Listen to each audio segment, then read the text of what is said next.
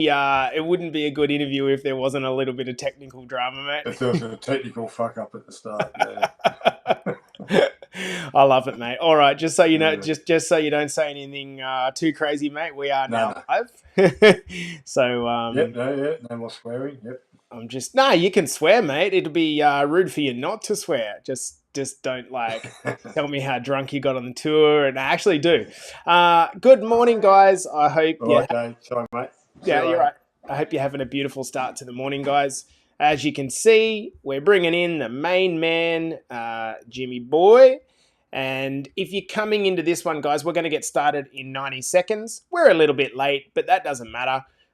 Jimmy I tell you what, he can do a fucking trek, but he can't operate a screen. I absolutely love it. So what's going on? It's all good, mate. It's all good. What's going on, guys? Happy Thursday, or indeed Wednesday if it is to you. Mate, how the bloody hell have you been, Jim? It's been a while since we've obviously had a good face-to-face chat. How are you? Yeah, no, been really good, mate. Yeah. You're looking... all pretty good. Mate, you're looking youthful. I'm liking the little, spiky comb there, mate. Bringing back your youth. Oh, especially for you this morning, mate. Oh, look out. Thank you. Hey, good morning, Tez. Yeah. Good morning, Nicky. I hope you're well, brother. I hope you're having a beautiful start to the day. And I know that you got that injury, Nick, and I know it's not feeling good, mate. So give us a bell after this chat. All right, guys, we're going to start this one in 60 seconds. So the goal was to, while it's nice and fresh, to bring Jimmy onto the podcast and have a bit of a chat about his Kokoda journey, which was no doubt pretty special. You've done a really, really cool thing, buddy. So how you feeling? Are you a bit sore or sorry, or you're all good now? No, I'm pretty good. Yeah, no, not too sore. Not too shabby. Okay, good stuff. Well, we'll keep it for the podcast, Jim. So I think we're ready to rock and roll, guys. Now, over the course of the potty, if you want me to ask Jimmy any questions, absolutely pop them in the comments and I'll definitely do that. So let's get started. On the count of 5, 4, 3, 2, and 1. Welcome back to the Better Body Academy podcast. This is the podcast that you come to when you're sick of the dumb diets and unsustainable workout programs. Now, if you've been listening to the recent episodes, yesterday it was Kev at 52 years old, I think it is, doing 100 kilometers in 24 hours. And today we've got Jim Norval, one of our very long-term clients, a tremendously beautiful human, coming onto the podcast to tell us about his Kokoda journey. So, mate, welcome back. Have we done a podcast together, Jim? I can't remember. Yeah, we've done one. Very early on. Yeah, very early on, early in the piece, when I was a lot younger. Yeah, not that much. So, when I was in my 50s. When I was in the 50s. So, how old are you now? 60. 60. Beautiful. How was the party? It's pretty tame. Sedate. Things have changed, mate. Nothing like the previous decades, but I was going to say nothing like your 40th. I love it. No. I love it. Hey, all right. So let's start at the top, mate. I was looking back over our numbers. So you started with us in 2021, and you at 178 centimeters. So you're slightly taller than I am. You're packing at 110 kilos. Like you were doing some. You were weighing in definitely as a heavyweight back then. Yep. Now, fast forward on 3-4 years, we've just finished trekking Kokoda. So before we go into the details of the trek itself, for people that listen to this, what is Kokoda, and what is its significance in our history? Obviously, you're an army man, if I'm correct. Talk a bit about what it is and why it's important. Kokoda treks usually significant in Australia's history. The Japanese were planning on taking Port Moresby to gain airfields, deep harbour ports for their navy and military system. Mm-hmm. They're basically trying to take over the entire South Pacific region. Right. They also landed in Milne Bay, which is another part of New Guinea to the west. Yeah, so it was a massive. There's probably not enough relevance put to it Mm-hmm. in terms of military history, how important it was. So it's just basically a track from north of New Guinea to south, and the Japanese had actually come through Malaya, Singapore. They'd been undefeated. They'd smashed everyone on the way down. And as far as they thought, New Guinea was just going to be a couple of 100 kilometre stomp through the jungle to get to Port Moresby. They didn't think they'd meet much resistance. And then they met the fucking Aussies. Mm. And first time they'd been stopped in World War Two.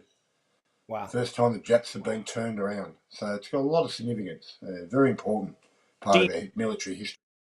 so is there a reason why it's understated? Like, do you know like why it hasn't got the significance that you think it should have? Is there a reason? I think I think other I think Gallipoli, I think other just other parts of the war um, seem to take prevalence to New Guinea. Mm. But the guy who led our trek, he was fantastic. He told us a lot about it, and even he said there should be more importance placed at what happened on Kokoda because Australia could have been a completely different country had the military not stopped them where Mm. they did. Mm. And as I found out, in that jungle environment, the fight over there would have been absolutely horrendous. That's what I Like was the going to ask. conditions. So in terms of if the Australians hadn't the Australian troops hadn't got into New Guinea, would the path have just been that they would have continued coming through New Guinea, come out the south side, and then cross over to the tips of Queensland or Darwin? Is that Yeah, it's not actually clear whether they wanted to invade Australia. right? It was more that they wanted the ports and the harbours. Right. Maybe they wanted control of Darwin Right. so they could have a complete circular control of the South Pacific Right. where they could fix ships, launch planes, place troops. It wasn't, yeah, not quite sure. They're not quite clear on whether they wanted to invade or whether they just wanted control of the area. Right. Which Which, obviously, additionally, it would have been quite a stakehold if they were there. It's mm, yeah. Okay, that makes sense. And so, like thousands of Australians, as I understand, have gone back and done the actual trek. So mm, what is the trek? What do you do? So you leave from Australia and you fly into Port Moresby. yep. Yep. And then you fly into Port Moresby. You're usually met by the trekking company or your trek leader. Hmm. There's about 70, 80 companies that do the trek. Right. I chose this one because it's very military based. Right. They're all, yeah, so you land in Port Moresby, they pick you up, they take you to a resort or a hotel, wherever they're staying, Hmm. and they give you a bit of a brief on what's happening. Hmm. A lot of people carry their own pack, have porters carry their pack, that's all sorted out. Right. And then you jump on a bus in the morning the next day and head to a place called Owen's Corner, Hmm. where the original soldiers first started their trek. Right. And yeah, off you go. And this would have been on the south side of New Guinea, and moving. Yes, on the south side.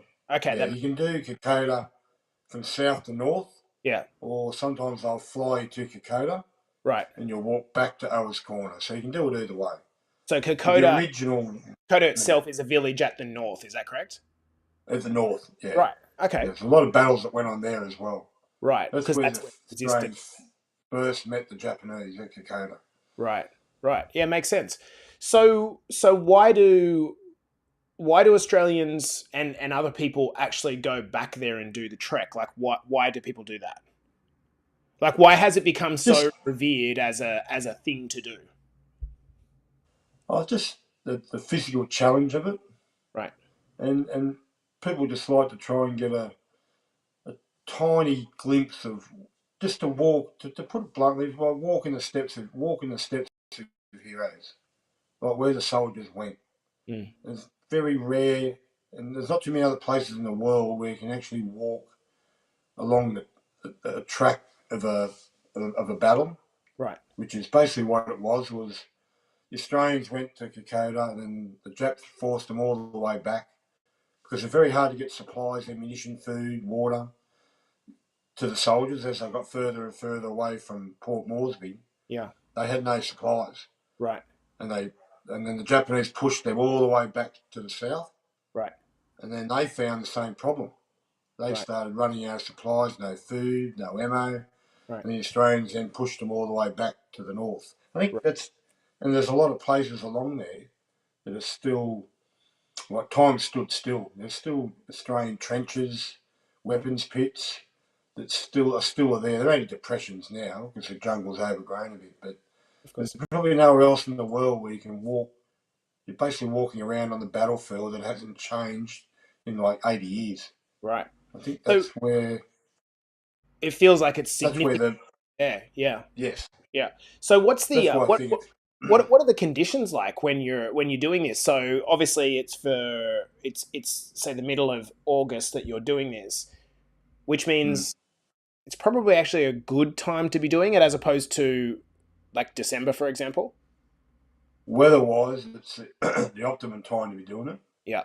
Yeah. It's sort of the driest, less likelihood of rain. Right. Okay.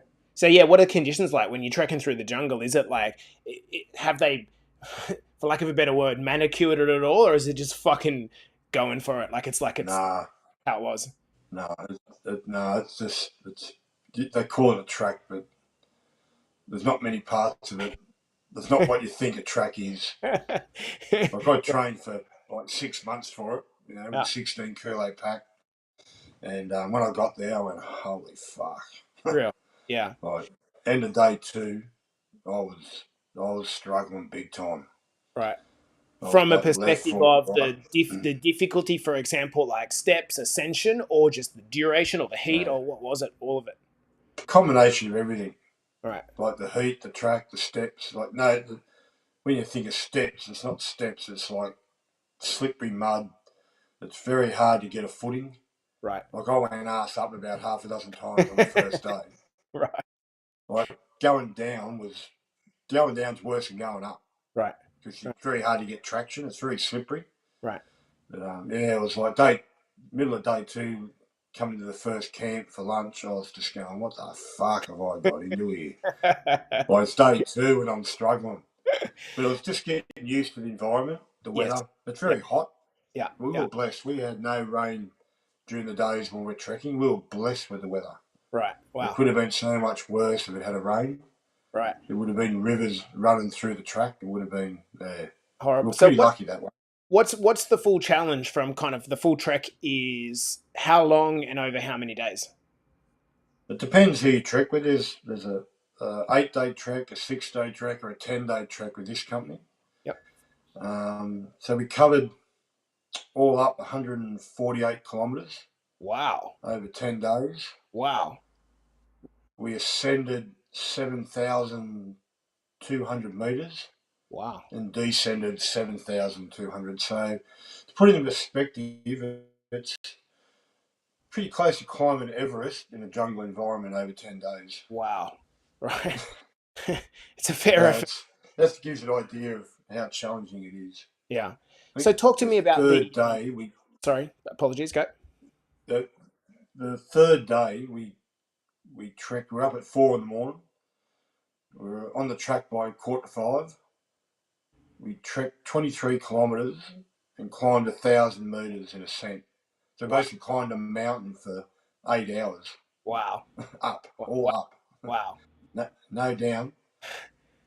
It's just climbing, and there's steep hills. Yeah, true. No steps the same. It's mud. It's very challenging.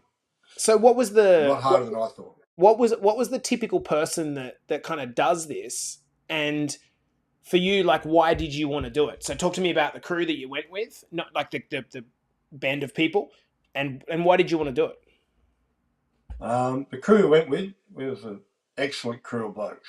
There was 12 of us. 5 of them were ex-Navy. Sorry, 4 of them were ex-Navy blokes, like in their 50s, mid-50s. Mm. There was me and one of my army mates, Gary. We were 60. There was an ex-police officer who was 63. There was a 61-year-old with his 2 sons, and 2 other blokes in their 40s, and a young bloke, Will, in his 30s. So Wow. that was our group. All men. Yes, it was Do all women men. Yeah. do women ever do? Yeah, women do it. Okay, Yeah, cool. we Yeah. actually encountered a group of women doing the track while we were doing it. So Wow. you bump into other groups like along the way, coming back the other way. Yeah. There was a group of middle-aged women in their 40s doing it. Wow. So Okay. that's So the reason I'm pretty asking cool. that is I might actually tag Xanth and Lauren in this so they see it because this is a challenge. So Yeah. why did you want to do it, man? Like what was this about? It actually come up in the mastermind when Yeah, we were asked I remember. Yeah. what challenge, what's some of the big ticket items you want to achieve, over the next period of time, and that was the first one I'd sort of come up with, and it wasn't so much about the physical challenge of walking the track. It was learning about the military history Right. of what happened on the track, Right. because the guy who ran it was fantastic. He's a history buff, so he knew all the battles, where they were. It was like a history lesson on site. Like, it Yeah. wasn't like reading out of a book, or Yes. this is what it might have been like on the actual scene. You were there, Yeah. like where it actually happened. Yeah, Yeah. it was really cool. And I'm Yeah, imagining you being like that you don't drink as much anymore, but being back with the boys, out in the yeah. bush, like that's your vibes, right? It was really, really awesome. It was unreal. Like, to be back in that environment, like out in the jungle with a bunch of. It was actually the size of a section. It was 12 of us, and we had a section commander, the bloke who ran the track. Yeah. And it's been a long time since I slept at a one-man tent on the fucking ground. The body was not liking it at all.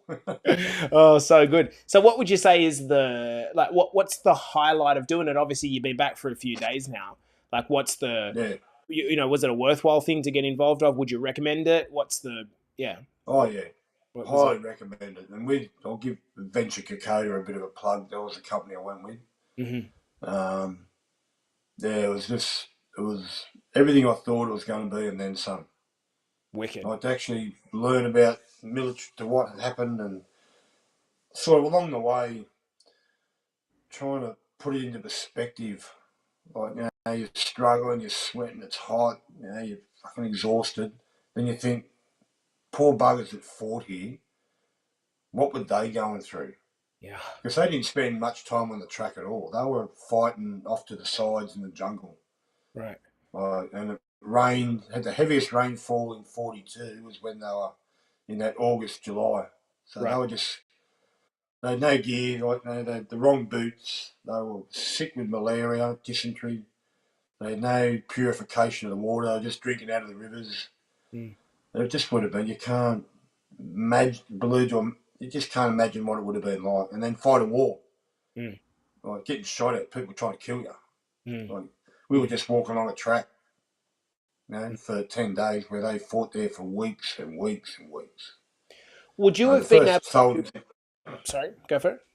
the first soldiers that encountered them were reservists, were Mm. militia. Yeah. They weren't in full time army. Yeah, right. Yeah, so Wow.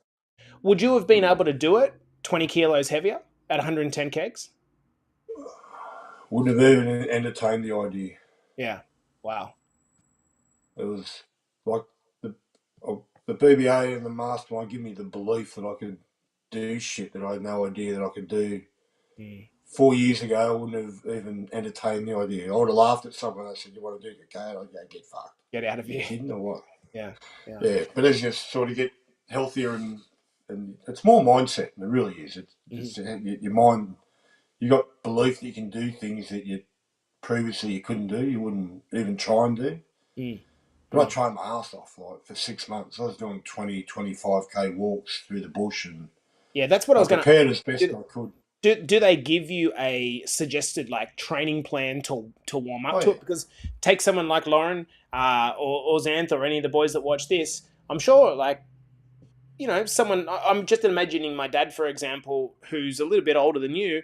His knees are a bit Mm, bung. He would love to do something like this, but the feeling would be like yeah. that would be really, really difficult to get myself to be able to do and handle the knee pain. So, how did you actually prepare for it, and what do they give you as a guidance? Yeah. They give you a pretty thorough guide, like physically training wise, what to do. It's just get out in the bush. Mhm. Get your boots on, get all the clothes, the gear you're going to be wearing, your pack, and get out in the bush. Get out on uneven ground, find hills. Like I spent months and months over at Budai National Park, like stomping up and down Maitland Bay, like through the hills, the steps. Just found the hilliest ground I could, Yeah. and did some big long walks, like Hmm. from some really long ones, 25, 30K walks Hmm. with a 16 kilo pack, Mm. and just found hills and walked, and just spent hours and hours walking. Mate, it must be That's your missus must have loved it, getting rid of you for like 6 or 7 hours on a weekend. oh, she thought I was mental. She goes, "What are you doing?" Like Well, I this get up is in the morning. I had yeah, a weight vest, a 16 kilo weight vest that I got off a mate. yeah, And I get up at 4 in the morning and go for an 8K walk with a 16 kilo weight vest on. yeah, Like yeah, it was just that. That's basically it. It's just a walk with weight. You yeah, just got to get used to it. yeah, But yeah. when you get over there, it's like, fuck. That's. I thought I got really pissed off. Actually, I thought I've done all this training and it's day 2, and I feel like I'm going to collapse. Right. Yeah, yeah. But then you got used to it. Day 3, I smashed a heap of electrolytes and got more water into me, and off I went. And the Mate, rest was fantastic. just, It's fantastic when you overcome something that you think you can't do, and you kind of you grow a level. And this is for me where self belief is developed. Now that you've done that, that's another I can tick. do anything. This is it, right? And now that's the final question I wanted to ask here. Like after you've done Yeah, Dakota, what was it, 140 odd, 150 Ks? Like what yeah, what what now? What do you do now? Do you do another challenge, or is there a typical thing that people do? Or yeah. Just getting back to like getting over the challenge. I actually thought about before I went, what are you going to do when you get to that point on the track? And there's going to be a time on that track you're going to get to a point where you're going to go, oh, I'm fucked. What do I do here? yeah, And I actually envisaged that before I went. And when I got there, I went, well, righto, what are you going to do? How are you going to handle this? Now you're here. That moment in time that you looked at yeah, has arrived. So what are you going to do? How are you going to, what are you going to do? yeah. You're going to sulk and bitch and whinge and moan, or are you going to pull your finger out and keep going? And it was quite there. But as for the next challenge, I think probably going to do a marathon next year, a full marathon. I did a half marathon last year. So after doing that, I just thought, well, a marathon's going to be a walk in the park. Like, if you walk 148 kilometres, Yeah, in the jungle for 10 days climbing mountains, like you can do a marathon, you can sort of do anything, yeah, pretty much. yeah. Yes, that's the next challenge, to do a marathon next year. I love that, Jim, so Yeah. much because I think that a lot of people that maybe see some of the posts I make, and even like just for all personal trainers, I think it's kind of like, yeah, but you're a personal trainer, that's what you do. I'm just a fucking everyday guy. But the reality was Mm, you're just an everyday guy. It took you probably years of procrastination to get into doing it. Then between when you first contacted mm, me, it was another 6 months till you actually got started. But then the moment that you yeah. committed, you just got rolling with it. And I think this is a lesson to, Mm, anyone, and guys like yourself and Nick that continue to just go, well, if I'm not challenging myself, well then I guess I'm just going to start slowly decaying. And It's like, it's the more hard shit you do, you just keep doing hard shit. yeah, Just keep fucking challenging yourself. What can I do next? yeah.